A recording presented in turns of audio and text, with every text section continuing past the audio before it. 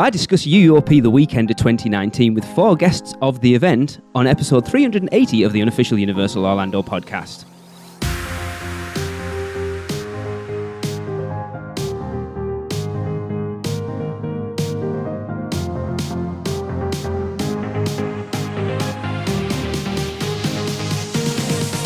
Hey everyone, it's Lee. I am here, well, I'm on my own, kind of. No Tracy, no Chris or Darren, but I am joined by, from Grafton, Wisconsin, is Becki Tyler. Hello. Hello, Becki. Joining us once again for the second time in a couple of months, actually, from Halethorpe in Maryland, is Christina Freundel. Hi. Hello, Christina. And joining us from Lafayette, Louisiana, my Halloween Horror Nights backpack, Miss Naomi Quebedeaux. Hello. Hello, Naomi. Did I get your name right there? Yes, I was very surprised the first time I heard you say my last name that you had never asked me how to say it, but got it correct. Awesome. So, way to go. And rounding out the round table, coming to us from Springfield in Illinois, is Miss Stephanie Grant. Hello, Stephanie. Hello. Hi. I am surrounded by estrogen, which I've said before we started recording. I think I'm quite comfortable in that surrounding at this point. Tom Brino was supposed to be joining us. He had a horrendous day. I think that's not necessarily a bad thing because I think me and him might have cried all over each other and handed our man cards in by the end of this. I still might, but we will see. So basically, I just wanted to invite 4 people on who came to the Weekender because I want to wallow in it a little bit more because it was awesome. Basically, it was. I cannot give it up. It's killing me that it's over, and I'm trying to bury myself in planning the next one, which is in the works.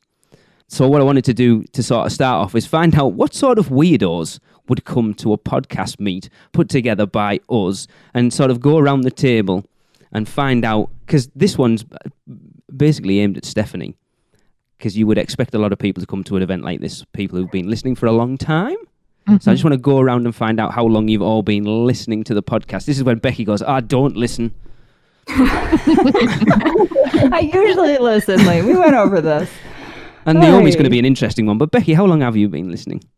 How long have I been listening? I think I've been listening about 3+ years. Something like that. My husband actually started listening when he was sneakily planning our very first trip down to Universal in 2015 and torturing me with podcasts and videos and things like that because I didn't know about this trip, and he actually surprised me with it on his birthday. So that's the kind of guy John is. Yes, I've heard that story from John. Yeah, and it's true.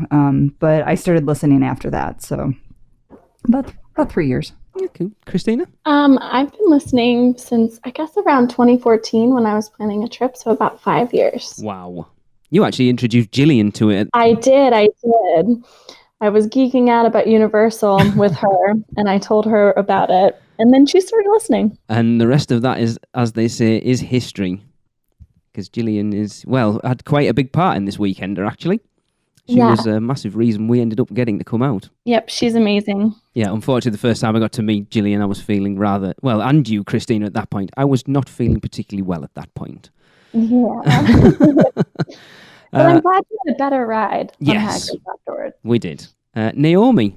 I guess I've been listening, not regularly until recently, but I have listened to a few episodes here and there, probably for the past 2 years, maybe. Okay, longer than I thought. Yeah, a few episodes here and there. For full disclosure, you are an agent for Mouse Muggle, aren't you? I am. And so, honestly, it was like, okay, well, we sponsor this podcast. What's it all about? Let me listen. And, okay, well, there's Robin and Michelle's voice. Okay, that's neat. So you only listen for when Robin and Michelle is on, is that what you're saying? No, not at all. That's not what I meant. I don't blame you, in fairness.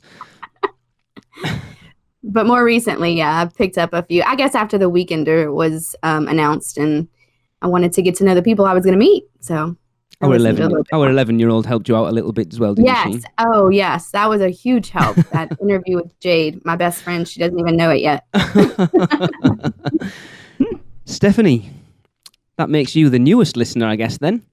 Yes, it does. I started listening in December of 2018, so about a year ago. Wow. And I started listening because I was actually researching the rides because of my motion sickness.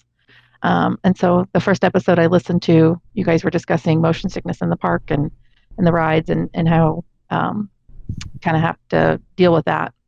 So I started listening a year ago, and then you guys started talking about this Weekender, and it was one of those I wanted to go. So kind of like Naomi just said, I wanted to know who I was going to be meeting and what everything was about. I had no idea about Jillian's GoFundMe really until after the Weekender. I didn't even know it was a thing. Really? So yeah.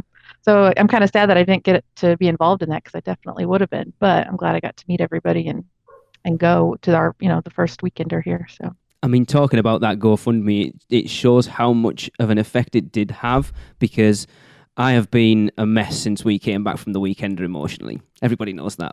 I haven't shied away from it. Tracy, cold-hearted that she is. Nothing. Yeah, after that GoFundMe was announced, she cried pretty much constantly for a week. So Jillian, well done. You managed to squeeze some emotion out of my wife, because it's more than I can, apparently. I hope she's not listening upstairs. Well, she'll hear it eventually, Lee. You know that. She won't. She doesn't listen to these. She doesn't even listen when we're recording them. She'll admit that. The conversations we have, it's like, right, we literally talked about that last week. She's like, I don't listen. So yeah, we had we saw 47 tickets of people that came, and people came in groups and people came on their own. We actually had a surprising amount of single travellers. Naomi, again, you kind of got forced into it, so we're not going to include you in this one, because Michelle cracked the whip and said, you're going whether you like it or not. I assume. It wasn't hard to convince me. Oh, well, that's nice. But Becki and Christina and Stephanie, was it a solo thing? Just for listeners, I obviously know, but did you travel as like a group, or whoever wants to jump in? Well, John and I came as a pair, as a couple. And for my group, it was me and my husband, and then Jill and her husband. We came together. Yeah. And I traveled solo. And so as a solo traveler, I don't know whether I've got this in later, but as a solo traveler, my concern was people integrating into the group. I know we had Quincy there as well, and he traveled on his own, and like he has more balls at 19-year-old than I think I've got now at 40, whatever I am, to travel across the US on his own to meet people. He had no point of, like, he's been listening to the podcast since he was 14. He's not on Facebook, so he'd never interacted with any of these people, and to travel on his own was...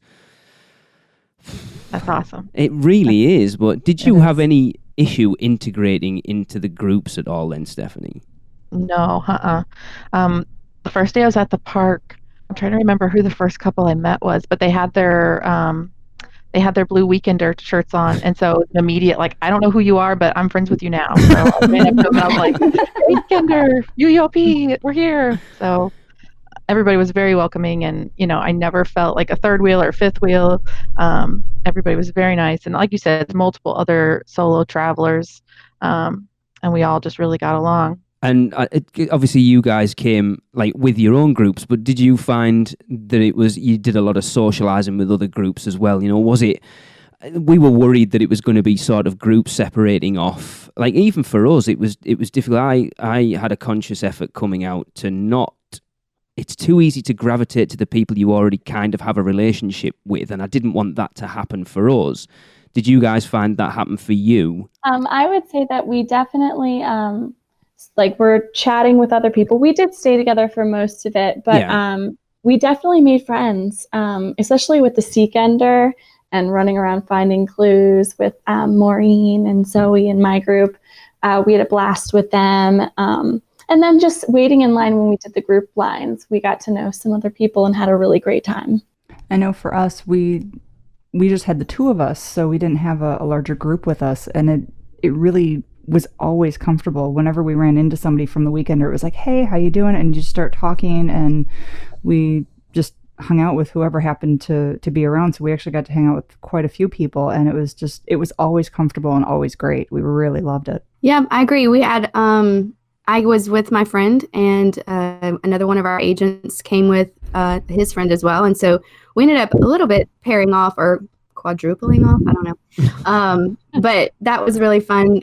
But we also did get to meet some other people through the Seekender, and just the Voodoo Donuts that morning. I enjoyed that time with our team, just to be able to socialize. So it was good but the shirts helped, like they said. Yes. That shirt definitely helped. We were waiting in line one morning to get into the park, and standing in line, nothing else to do, so you find someone that you should know or want to know or have a common interest with, and we started talking, and I think it was Sonia that we were in line with. Sonia's lovely.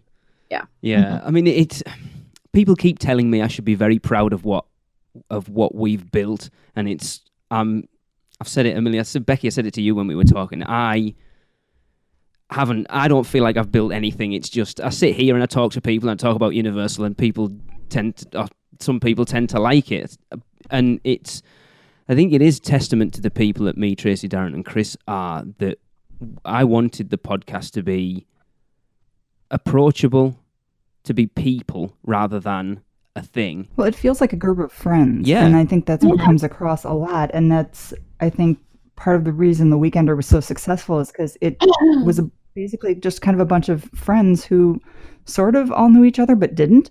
And that might be part of the reason it worked so well. Yeah, you already had the community built through the Producers Club, especially knowing people, never having met them, but seeing them and connecting with them via the Facebook group and that sort of thing. So you've already had that community built, and it was just a matter of finding a date and putting everyone in the same place. It was amazing. Exactly. I feel like, especially with registration, like Jill and I were just looking around and being like, oh, there's Claire. There's Holly, and just introducing ourselves because we've interacted so much online in the Producers Club and whatnot. But you guys definitely just seem like friends. We are. Me and Tracy, not so much sometimes, but it was good to sort of sit back and watch these little groups of people who didn't necessarily know each other sort of pair off and genuine friendships happen because of it. It's quite bizarre, but I think we've spoke about it a lot as a group of hosts afterwards, that to get a group of people as large as we had and not have any conflict, and at least from our point of view, not have anybody there that you kind of like, oh, they're a bit odd, is... Aren't we all a bit odd? Right. Well, yeah. I suppose that's it. Might be more of a commonality than you think. Yeah, we have said this as well, that they usually say if there's no one in the group that you're off, it's you. So that maybe I need to look at myself. But no, the fact that we had that many people and everybody got on, as a huge group is amazing, and it's still not lost on me at all that it's very humbling is what it is. And to know that you have such a wide variety of listeners, not only where people live, but ages and, just all over the country, all over the world. Yeah. It's really cool. I think someone at The Weekender said, after listening to the podcast so much and then being at The Weekender and having, Stuart and Claire, who are from Ireland, and then Zoe and other Claire, you start picking up on their accents. Naomi. That was me. Yeah. I started thinking in a British accent. The problem is, like we always say, Claire is the interesting one, because I always think that Claire speaks like what most people think British people speak like. She's very well spoken. There was lots of conversations in line about certain words that Americans tend to pronounce wrong. No. There was a very loud conversation with Michelle at one point where I was trying to get her to pronounce a certain English, well, not an English word, just a word. Probably a word we shouldn't have been shouting as loud as we were in line in a theme park. And then Keisha asking me what a certain two-fingered gesture meant. It was nice to be with a group of adults in a theme park and just be yourselves. It was brilliant. Like the last few trips we've been on, Tracy's had to be mom, and Tracy got to be herself on this one. I think we talked about it yesterday, Becki, when we were talking. Tracy being able to go out and actually be herself for the first time in 15 years, I think at this point, was huge, and we all overshared. There was lots of oversharing going on, actually. Yes. Is testament to how close that group is. And this isn't, we haven't even started talking about the events yet. We're literally just talking about a gathering of people with a common interest. Yeah, and I think it speaks to just how comfortable everybody was with each other, whether that's from hearing everybody on the podcast, interacting online, all that stuff we did ahead of time, I think really probably laid the foundation for a lot of that. Yes. I will say, as the opposite side, like, I wasn't a member of the Producers Club. I didn't know, anyone really, a few of our agents that showed up and their friends. But coming back after it, that's what made me want to join the Producers Club. And that's what made me want to really build these relationships even more. So I think my take is a little bit different than you guys. Yeah, that's why we set up the Facebook, like the Weekender Facebook page, to get everyone in there and start, like you say, trying to sort of build those relationships before everyone got out there. And I think it worked. Mm-hmm. Yeah, definitely. We've spent, 20 minutes just talking about, and I think it is, again, it's testament to the group of people we had out, that me and Tracy have talked about it quite a lot since we came home. And this trip was probably the least theme park focused trip we've ever had to Orlando. We rode the least amount of rides we've ever ridden in a 7-day period in Orlando, and yet normally you come and go, I wish we'd ridden that more. And we're just like, do you know what? I loved every minute of it, and I wasn't bothered that we didn't do as much as we normally did, because it was just a completely different focus. It was, and I guess that's where I wish I had more time. Mm-hmm. Yeah. I agree, though. I didn't, like, at the end, for example, there were a couple rides that I just didn't get to hit up because we were busy. And Jill was like, oh, are you going to go before you go to the airport and try to get those? And I was like, I feel really satisfied with our trip. I had a great time. I will not be heartbroken if I don't get to go on, like, one ride. Because it was about more than just that. And it's so counterintuitive to everything we talk about on the podcast. It's just bizarre. Yeah, and I was going to say, it doesn't really hurt, that you have another trip planned. So there's going to be opportunity here close in the future. Sorry, another 2 trips planned. Oh, yeah. Actually, at this point. 3. 2 booked, 3 planned, yeah. Oh, rubbing it in. I will go back a little bit, and I'm going to throw John under the bus. So we had a conversation with John yesterday that it took John, was it 4 days to realise that Chris was Chris from the podcast? Yeah, that is true. He said he must have heard me and John talking about audio stuff. So Chris walked up to him and was like, oh, what do you do? And he was talking to him for about 5 minutes and then was like, oh, I've just realised who you are. And it's like Sunday. How did you not realise that was? I suppose because we never really. We kind of assumed that everyone knew who everyone was. I suppose Chris is the sort of newbie in it. That Stephanie managed to grab the picture of my first meeting with Chris. Yeah, that was my chance. I was taking pictures. Yeah, I was taking pictures just around the sign-in or whatever, and you bolted, and I realized, all of a sudden, it was like, oh, that's their first meeting. So I quickly just snapped a few photos. Oh, that's sweet. Well, that's awesome. Good timing. So, John, Stephanie's been listening since December last year. She knew who Chris was. Just but that was also because I joined the Producers Club. Oh, true. I knew who you guys were at least, and all the hosts. And then even if I didn't know face-wise, their voice would give it away. Right. Chris is very distinctive. Mm-hmm. Yeah. I was like Seth Kaversky. He was waiting at the sign-in when I got there, and he, I went to meet him, and he's like, "Hi, I'm like, "You're Seth Kaversky." I took his hand, and I was like, "Oh God, that's probably too much," but it was funny. I'd be used to it. We actually passed him at Royal Pacific before registration, and I saw him and recognized him, but I didn't want to be that weirdo. Right. So I just kept walking, and we were going up the staircase. He was sitting on a couch, and then we were going up to the main level where the lobby is. And then once we got upstairs, I was like, Jill, that's Seth Kaversky. And she was like, no, it wasn't. And I was like, yes, it was. And sure enough, I was right. That's funny. Never worry about being the weirdo. The amount of people I'll run after in the parks. We were walking through Zombieland one night, and I just heard Chris shout across from me, Lee, Mike, hello. And I just ran after him and grabbed hold of him and was like, Mike. And he was a bit drunk at that point, I think, Mike. It was quite amusing, but I don't care. I'm not it's weird at home. I'm shy as hell. Put me in a Universal park and I'm an entirely different person. So never be shy. These people are used to it. But I think they appreciate it too.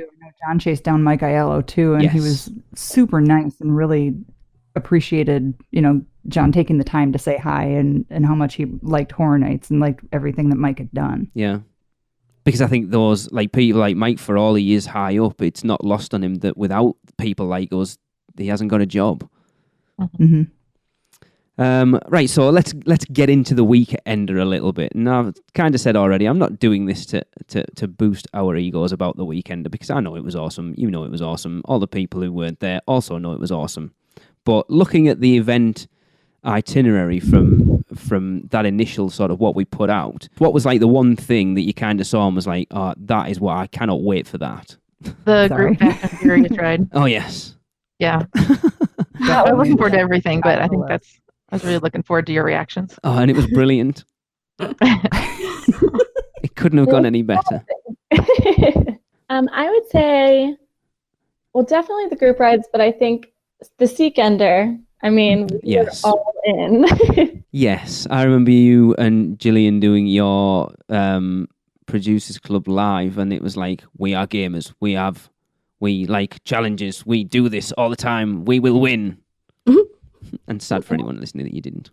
Well, we came very close. Do you know how many points were separating them?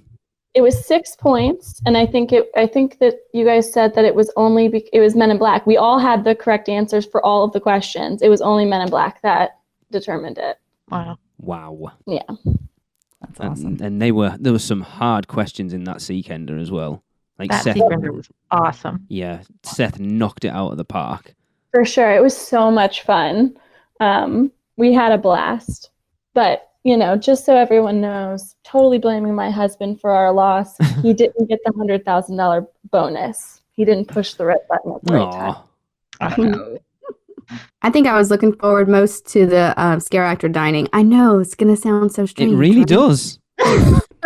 But I think it was because it was before Halloween Horror Nights. It was a nice little ease into all of that. It wasn't much of an ease in. It's like, we're okay. And then we're straight into Horror Nights. Yeah. I can't wait to talk about that. I definitely, as far as favorite stuff we were looking forward to, the Fast and Furious ride absolutely was top among them, and it was absolutely fantastic. I love that ride. Not that I love the ride in general, but that particular instance of it was just fantastic.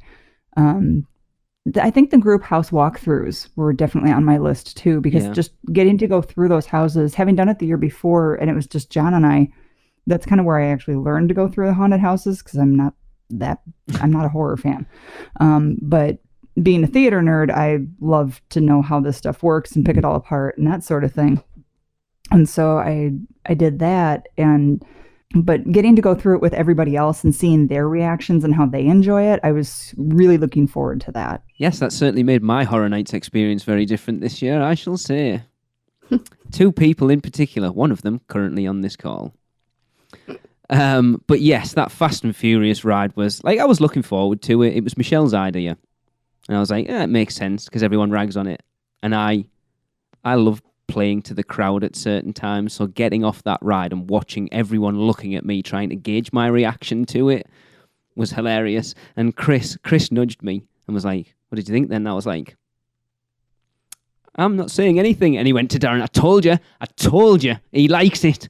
And I never said a word. I knew this was going to happen. The funniest thing, I'm going to have to bleep this, so Stuart Mallet walked up to me after we'd given our review, and he went, so what did you think of that ride then? And I was like, I really enjoyed it. He went, off. I could hear Stuart say that. It was hilarious. But it was, I really wanted to ride it again after that event. We just never got round to doing it, just to see whether it was feeding off. We had 57 people on a bus that seated 60. It was literally us and these 3 random people sat on the back that were like, what the hell's going on? I kind of felt bad for that mom and those kids. Oh, they ended up with a very raucous group of people that they did not understand why we were so happy. Yeah, but then the thing is, they get off that ride and talk to anyone. What did you think of Fast and Furious? I've heard it's the worst ride in the park. It was awesome.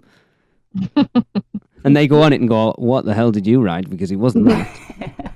But I genuinely enjoyed it. I didn't mind it. Yeah, it was difficult when we were planning it to try and I still felt going into it that we hadn't put enough into it. And Michelle and Tracy were like, no, there's way too, there's enough there.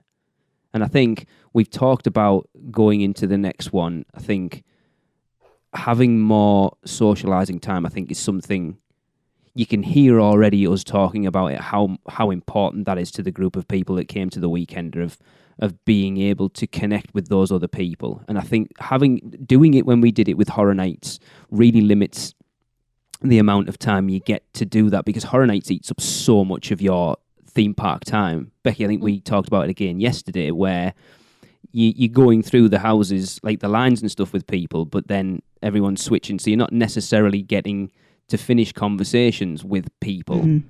Mm-hmm. Yeah, that happened several times. I know when we were going through, because we were with you guys a portion of the night, and I know I started great conversations with Tracy, with Alexa, with a couple other people, and you're talking in the line, and you've got, I don't know, however much time was in the queue, not that much, because I think we had Express that night. Yeah. And then you get into the house, and all of a sudden you get all mixed up again, and you're not talking to the same people, which is great, but at the same time you don't get to finish conversations, so it feels kind of broken, like, oh, I wish I had more time talking with this person and that person. And so that was definitely kind of where we had that feeling where we wish we had more time just to kind of, sit with food or beverage, or just sit and socialize with everybody. And going into it, my thing was like, these people are paying a lot of money for these tickets. I just don't want to be lazy and go, we're just going to sit around for 3 hours.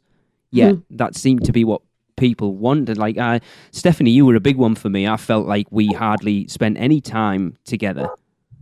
And then coming back, I was like, I reached out to everyone personally once we came back and said, thanks for coming. And we've chatted a lot online since, and it makes me realise how much I didn't get to spend time with people I want to. Yeah, and that's true. But at the same time, we all got to hang out together, and it was still a great weekend, and that just... I just keep saying next time, we'll do that next time, because there will be a next time. There will be, and it won't be during Horror Nights, and we'll have a lot more time. I think that's definitely something, the feedback we've had is definitely more into that being, of having just time to hang out as a group and get probably at some point. I think that could be interesting. I think Gillian at one point when I was, right, so that's what I wanted to talk about. What did everyone think of Chris's cocktails for registration? Did we all try them? Yes. Yeah, I did not. Holy crap. Chris was like, Lee, you better have this one. This is the weak one. Oh, no. That should have been mine. It was not weak. Probably should have been mine. It did not take much, because I've honestly, and it's perfectly true, I've actually never been drunk in my life, and I'm a Wisconsinite with heavy German heritage. Okay. So I had one. I remember running past Gillian at one point, and she shouted, I like one drink, Lee. I want to see two drink, Lee. And I'm like, I don't necessarily think you do. Naomi, did you try it? I had one. I didn't have the rum punch. I had the other one. I think it was more of a margarita type. So you had the strong one then? Was it strong? Yes. Okay. The rum one was the weaker one, apparently. It was great. I loved it. I would have had a second one, but I think we were about ready to leave or something. I'm not sure, but it was very good. I appreciated it very much. Way to start the Weekender. It's my kind of party. Yeah, it really was. I think it was something, it was entirely Chris's idea, and it was great. I think Tracy had 3 in about 20 minutes, and she was... Oh, wow. No, they evaporated. Yeah, that's what she tells everyone. I know what evaporated means. Let's see, if they say the rum punch was the weak one, I don't know about that. Well, that's what Chris told me, though. Unless he was winding me up. Alexa, the mango margarita was the strongest, and I had one of those. And it was delicious. It was a great way to start. Yeah. Chris knows his alcohol. Mm-hmm. It was awesome. It was just that whole atmosphere at registration, like where we had it, was perfect. It was absolutely perfect. Agree. And that was a good example of like us all just hanging out. Yes. Before everything kicked off and got started, we were just all talking and mingling, and it was a lot of fun. Yeah, we definitely need to do more of that next time. Right. Well, we are going to take a quick break.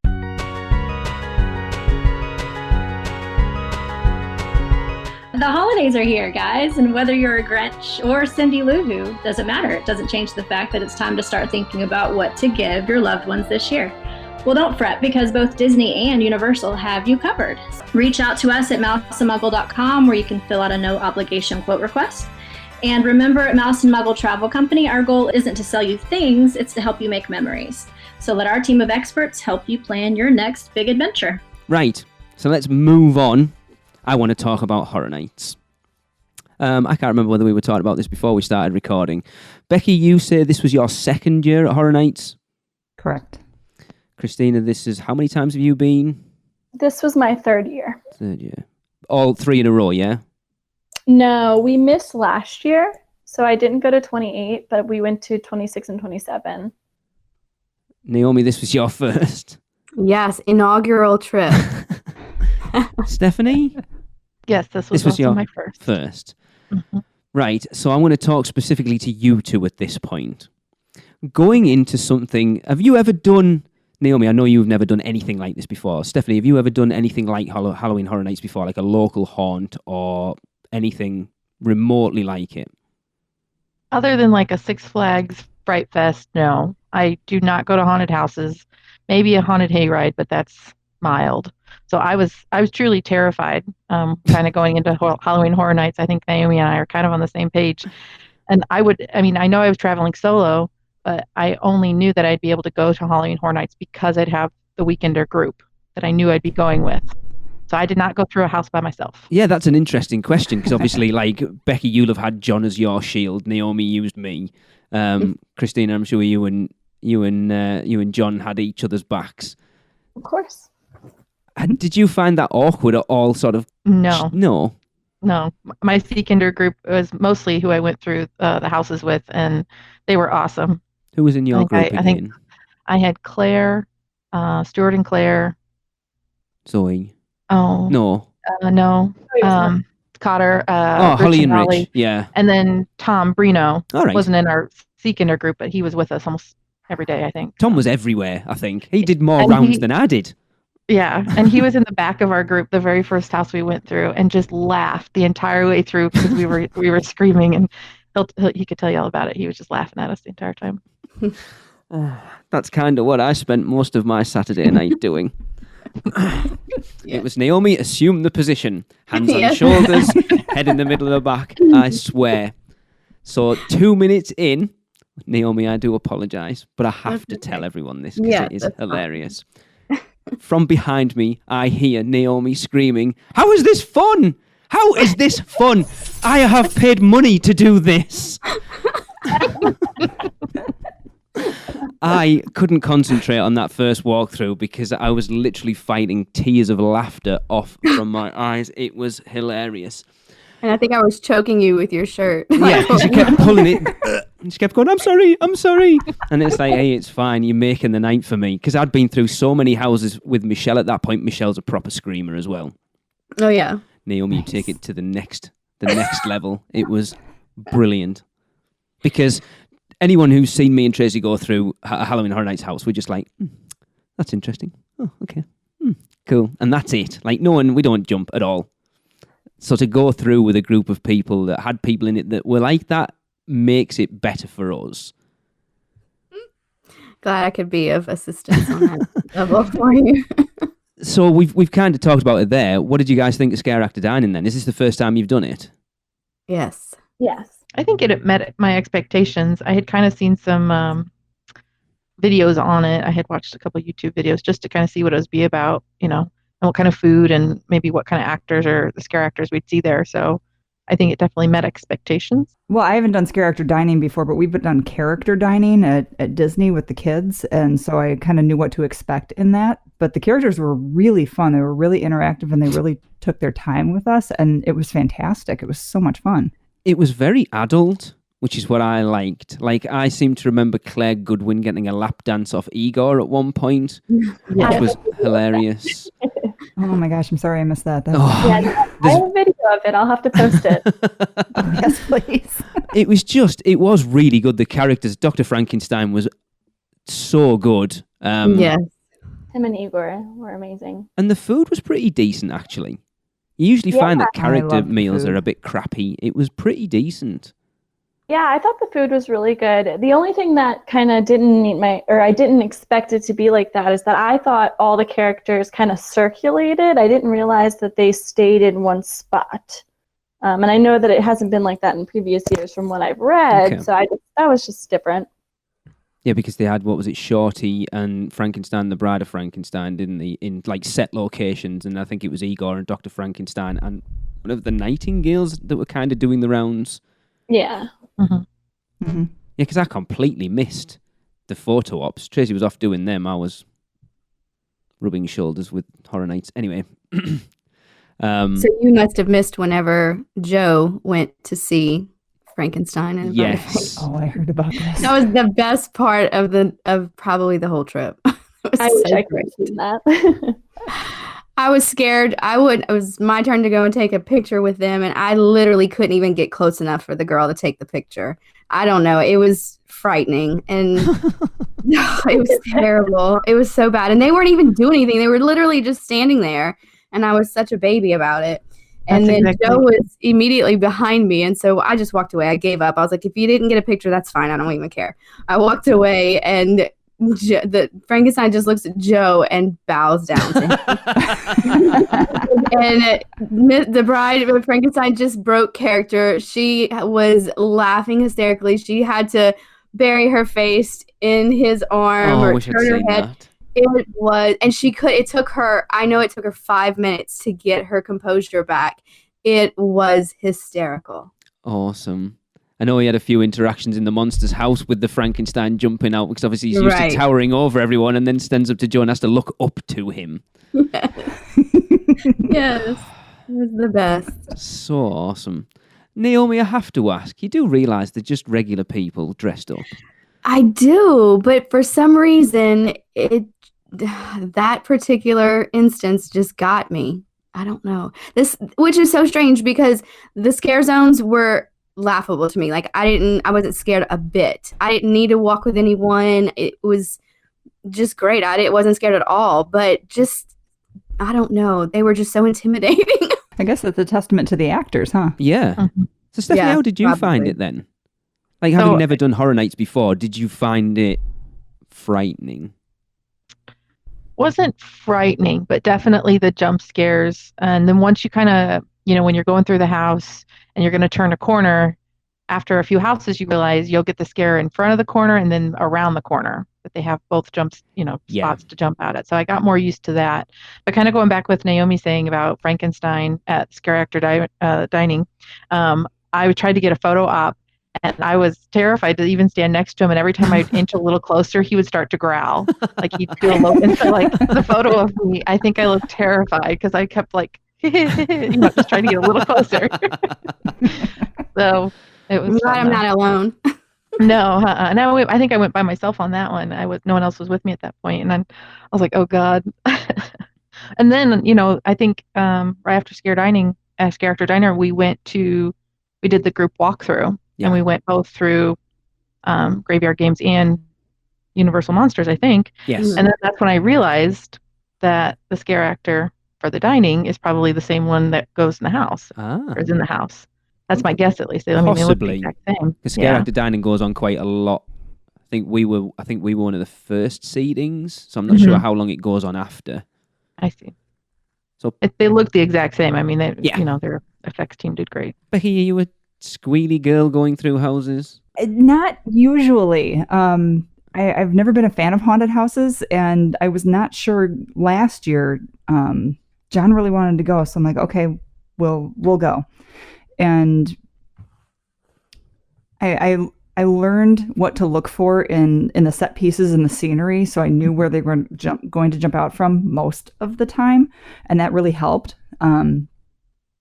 Please also understand, I'm an analyst, so I tend to pick things apart when taking in a situation, and so that I think really helped, because and having John as my shield, learning to go through these things, it's like, okay, now that I know the pattern, kind of like Stephanie was saying, now I know what to look for, and now I'm more comfortable, and now I can go through just about anything. It doesn't bother me, and if he wants me to go first, I can go first. That's fine. I prefer to have him go first, but I will take the lead if need be. or if I want to. Yeah. Christina? I wouldn't say I'm a squealy girl, but I do jump. I will jump, but I'll go through with a big smile on my face normally. That's what I do when I'm a little bit nervous, is I'll smile a ton. But also, I'm a big theater geek, so I love all the sets. So I'm a lot like you and Tracy, where I'm just looking around and marveling and trying to figure out the effects and everything. But normally it's the jump scares that get me. I do jump, I'm not going to lie, they get me. But and then I giggle. So it's not as fun because I don't scream, but I have a good time. Yeah. Yeah, I mean, everyone gets something different from it. Like, if you see me, Tracy, Chris, and Darren going through, we're like, are they dead? Because we're just walking through going, oh, I like that set. Like, all of four of us, none of us jump at all. It's quite weird. How did you react? So what got me this year, because we went through Ghostbusters first, actually, and there was a couple places where they had almost like a heavy piece of wood that dropped and it hit the floor with a huge thud. Me. That scared the crap out of me. That's where I jumped and I screamed. Yeah, like when the boo holes drop, sometimes like a big loud that made me jump a couple times this year. You can feel it in the floor. That's what got me. Like, I can handle the audio of it, but it hitting the floor is what made me jump. In previous years, it hasn't been as hard of a hit like when they do those, but yeah, I know exactly what you're talking about because it definitely got me. It was something I meant to mention when we did our house wrap-ups, that me and Chris were talking about it, and they used those drop windows quite a lot this time, but they only had static figures behind them, whereas I think it would have been much more effective to have had a bang with an actor behind it, and they didn't. There was a lot of static figures this year, I felt. I agree. I didn't notice. Yeah, Stranger Things, there was a lot. Naomi, now for someone who's never been and was herself going in, are you at a point where you would go in first to a house now rather than as, like, would you go as the shield rather than the backpack? No. Not a chance. No. Oh, who did you, because there was one, I think there was one house we didn't go through together. Who was your backpack for that one? Or who was your shield? Who were you the backpack for at that point? I want to say it might have been Keisha, actually. It was our last house. It was Ghostbusters. Because, that's what it was. I was like, oh, this is fine. I don't need a shield. Oh, yes. I'm fine. And it was Keisha, then me, and then Chris, and you were behind them. And at one point I turned around and I was like, leave! So I just grabbed onto Keisha. I was like, oh, wow, you're it. So awesome. Oh, makes me feel very special. Right, we need to get into it then. So I need your top three houses. I'll 3 go to backwards. 1. Go 3 to 1. Killer Clowns, number 3. Yeti, number 2. And House of 1,000 Corpses, number 1. Wow. Michelle, did you hear that?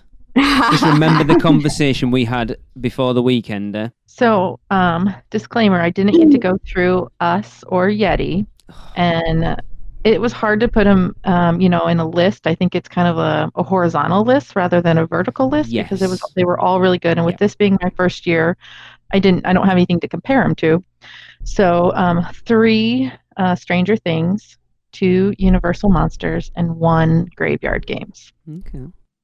Some popular choices in there. I will say you missed a very good one. So I just want to say before I say this that my list has been shifting all over the place, much like yours, Lee. The top top 2 I knew exactly, and the bottom 2 I knew, but all the ones in the middle are kind of shifting. So 3 could have been interchanged with like possibly 2 other houses, but for 3 I have Killer Clowns, just because I'm a huge fan of the movie and it was great, especially Clownzilla.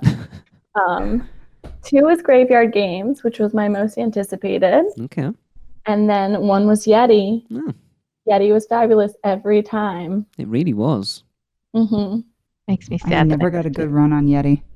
I'm sorry. Did you say you never got a good run on it? Oh, man.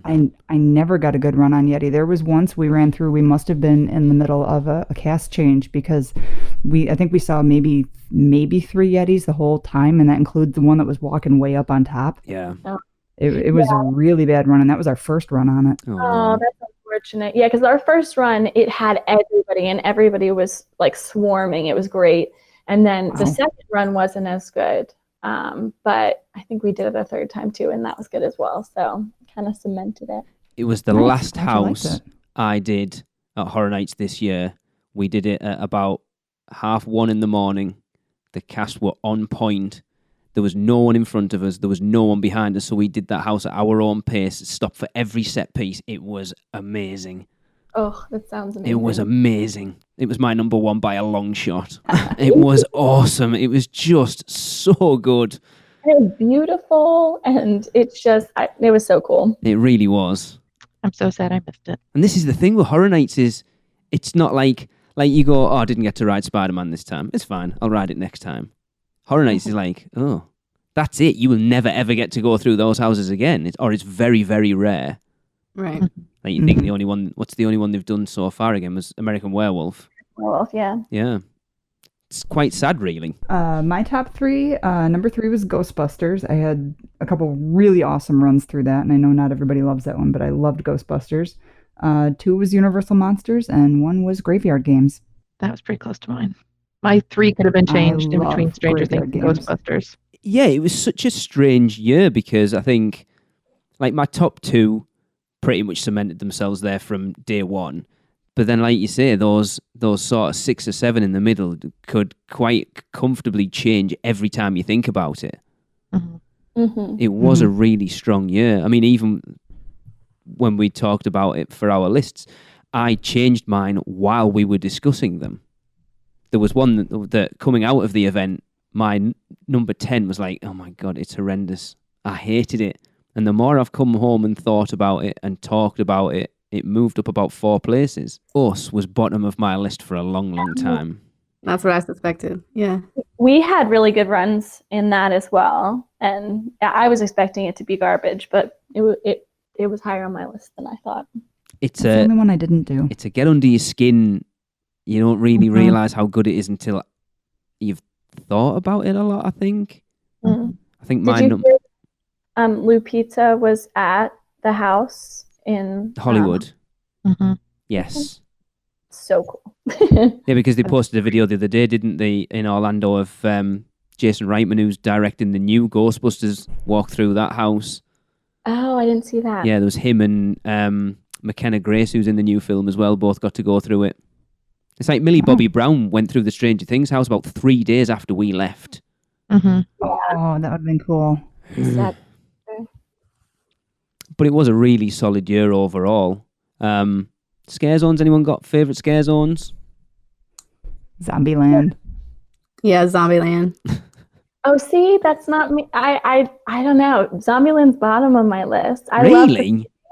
Yeah, but none of the, I guess I didn't see any of the shows that were built in. Yeah, we didn't. We were going through, and that might be part of it, but I think my favorite was Hillbilly Deluxe, Rob Zombie. That one was really good. It was just fun. I feel like both Zombieland and Hillbilly Deluxe is where you can just stand off to the side and just watch. Mm-hmm. A lot of them are like that now. Yeah. Whereas the Vikings, it was really, I mean, the details, and especially after listening to the podcast of hearing some of the details going into it, it was cool to walk through, but it wasn't one that I could just kind of stand and look at stuff, I guess, or and watch, the characters. I think that comes down to just the logistics of where it is. I think there's a lot more space in the other ones, whereas that one is always a beautiful one, but there's not a lot of space to actually hang out in it. Yeah. It's a shuttle you through type of zone. Just get you through. Did we all see both shows? Yeah. Yes. No, I didn't see the Academy of Villains. Oh, you saw the best one. That Marathon of Mayhem show was... I listen to it on YouTube like multiple times a day. And surprise, surprise, it brings me to tears nearly every time I watch it. It's just so good. But so was Academy of Villains. We waited to see Academy of Villains until our last night. And we were really sorry that we did, because if we had seen it earlier in the trip and one of the earlier nights, we would have gone to see it a second time for sure. We loved it. We did too. Yeah, I went to see it on Sunday, and I was actually with John and Becki. Awesome. Mm-hmm. So, yeah, she's the one that caught the AOV and the lighting ring. Oh, cool, yeah. That's a good detail. Yeah, that was awesome. I mean, just the energy. Yes. The energy there was just... And, just to know that they did that, 5 times a night, I think? Yeah. 4, something like that. That's crazy. It really is. I mean, I wasn't bothered about it going out, but it was like, me and Tracy, we'll go and see it because everyone raves about them. And it was like, I enjoyed it. And then we went back and did it during our RIP tour, which I wasn't bothered about because it's like, RIP tour, I just want to get through the houses. And everyone was like, no, we're going to go. And I was like, okay. And we ended up sat in the friends and family row behind Crystal Miraz. So we got to talk to her afterwards and take pictures with her and stuff. And it was like, that's the greatest experience of my life. But it is stunning. I hope it comes back again next year because it seems to be this year. It suited that stage a lot more rather than what they did last year. Yes. Last year was really neat, but it seemed a bit outside what they normally do. I liked a lot of the effects last year, though. Those were really neat, the way they used the lasers and the black light and stuff. But I liked more of the return to some of the more traditional stuff they've done. I've watched a number of their performances on YouTube and stuff from past years, and this year was definitely kind of more of a callback to that. And I liked it more within the Horror Nights theming and such. So within the event, I think it fit better, and the energy that they bring and the quality of the performance that they put on time after time is just fantastic. Mm-hmm. And that soundtrack. Yes. Oh, yeah, that's a good soundtrack. Yeah, Tear You Apart is my Horror Nights song for this year. I can't stop listening to it now. Oh yeah, when I first heard that, I was like, yes, because I like She Wants Revenge. So. But yeah, like you said, the energy, and they know how to work a crowd as well. The crowd's energy was amazing every time we saw it. They really know how to get the audience involved, and it was awesome.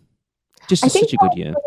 Complaint last year was that because they were in the new setting, it was harder to get the audience involved. You didn't feel that connection. I didn't see it last year, but that's always like what I heard. But I feel like they did such a good job, especially with the 3 little stages up into the audience.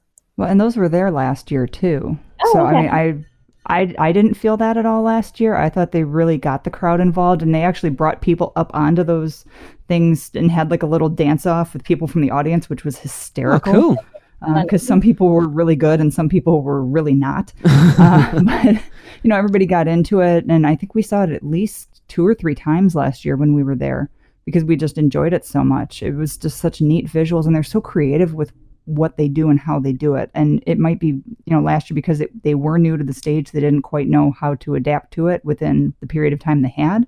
And this year they've got more experience. They might have adapted to the situation better. Yeah, because I mean, when they started in the streets, like that first year, that was my first year at Horror Nights, and it was amazing. It was so good. And then we went the second year, and that's when their stage got destroyed because of the hurricane. And they, don't get me wrong, the show was good, but it wasn't what was intended. But I think this year was definitely a return to form. It was just as good as the first year. Naomi's crying in the corner now because she didn't get to see it. I know.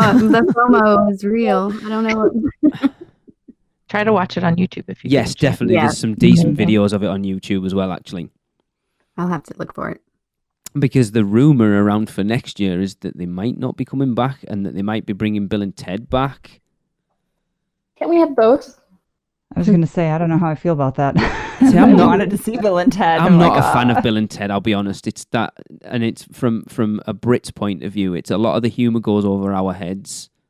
It's very American humor. And I don't mind it, but it's not something I would go out of my way to see if it came back. Whereas now I'd be up for a Bill and Ted themed Academy of Villains.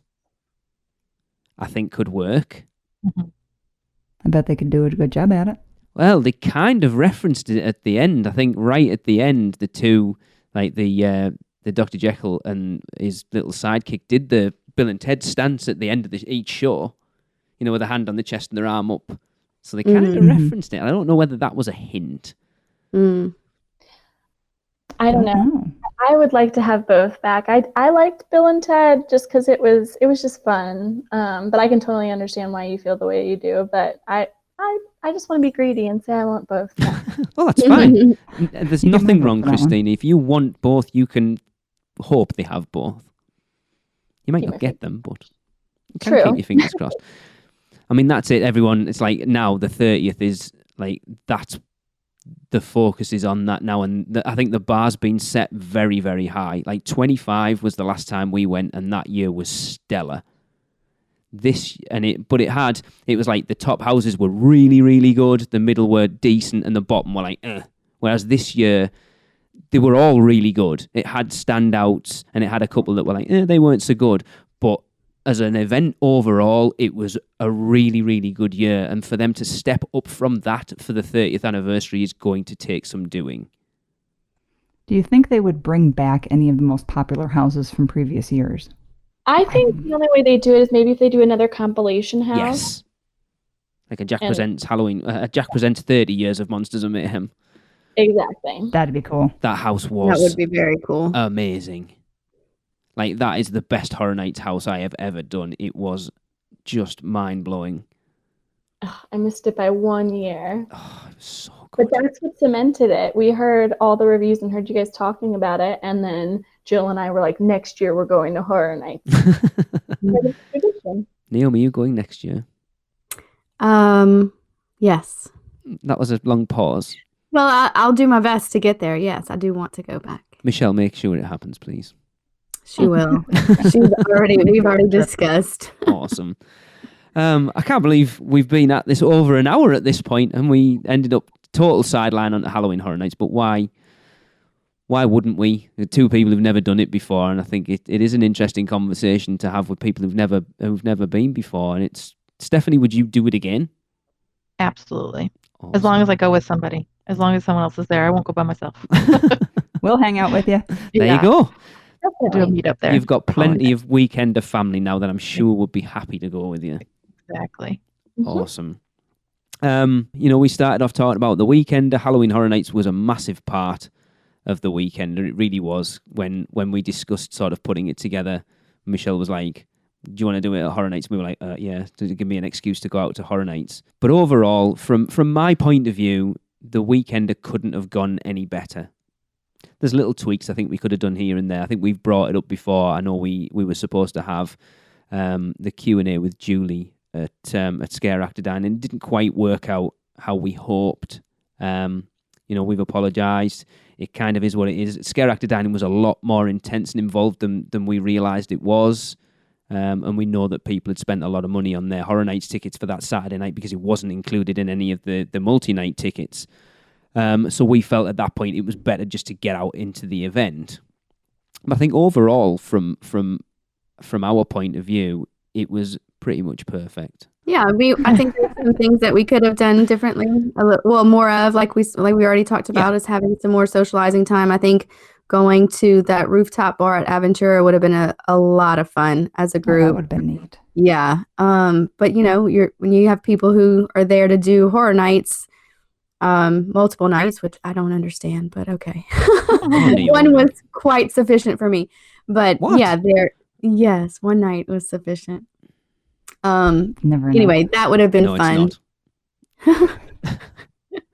I got to give you a break, to enjoy your night without me attached to your back. No, it was fine. It made my night better. I've told you. Yeah, it was a good time with just a little more tweaking. I wish it wouldn't have been so hot. Really? But you can't ever predict Orlando weather, so yeah. See, it doesn't bother me. That's why I come to Orlando. If you live in England, you'll realise that we never get heat ever. It's always freezing. The heat bothered me for sure. That was one thing I struggled with at different points. Okay. And being from Wisconsin, it's like, we get heat, but most of the time it's cool and we like it that way. So I would rather not travel to Orlando in the summer, but that's me personally. Yeah. Okay. Michelle, did you note that down? Not in the summer. Oh, we need bigger fans. Those fans weren't big enough. Definitely not summer. It's just because it's so packed always, and things are more expensive because everyone's on vacation. Right. We did 3 weeks in August in 2013, and it wasn't just hot, it's that humidity. You're like hugging everyone and everyone's wet. It's disgusting. We have that humid heat where, like up in Maryland, where I'm from, so I'm used to it at this point, but I envy you guys who don't have that. What, that don't have heat? You want to swap? Do you want to swap places, Christina? You can come and live over here, and trust me. I'm saying I enjoy summer. I just would like, the less humid heat, Yes. like of Wisconsin. Or they say like the West Coast is like that. It doesn't have humidity in their heat. Oh, we get humidity. Don't make any mistake about it. We do get humid in the summer, but it's just more that summer's only maybe 6 to 8 weeks long, if that. By the time it finally warms up and then it cools down, that I mentioned to Lee just the other day. I'm like, we got 5 to 7 inches of snow on Halloween, and some of it is still on the ground because it just hasn't warmed up enough yet. Oh. But Halloween trick-or-treating in Wisconsin definitely means plan for being able to wear a snowsuit underneath your Halloween costume. Wow. Yeah, it's not that bad. It's not every year, thankfully. Well, that's good. But overall, I think the Weekender was so much fun. It was a blast. We're planning on being there for the next one. Cannot wait. We're planning on trying to meet up with some other people we met at the Weekender during our next trip next year. So cool. Thank you. Thank you. At the end of the day, if it wasn't for you guys, we wouldn't have had anything. I said it at the registration. Michelle was like, "This is how much it's going to be. We've got 50 tickets." And I'm like, "No one's going to buy them tickets." And I was like, refreshing every 10 minutes for like the entire length of the time those tickets were out. And we had a group chat with Robin and Michelle and Tracy, and I'm like, another ticket sold. And we got to like 40, and I'm like, these people are crazy.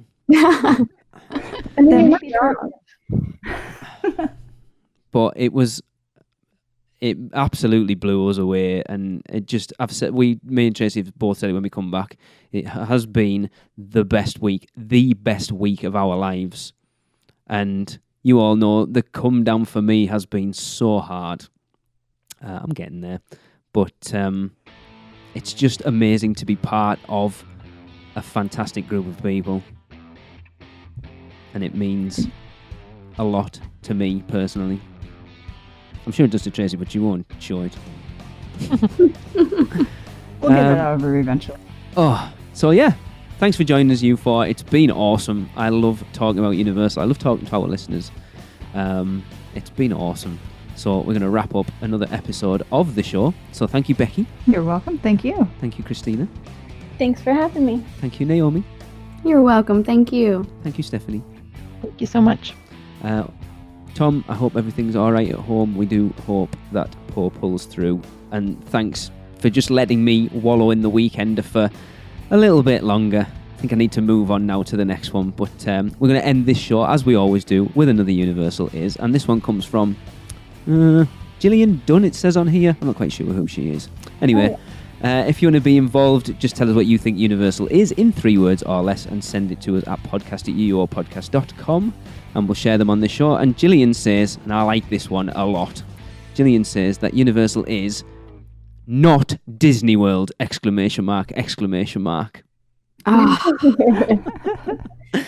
See you next week.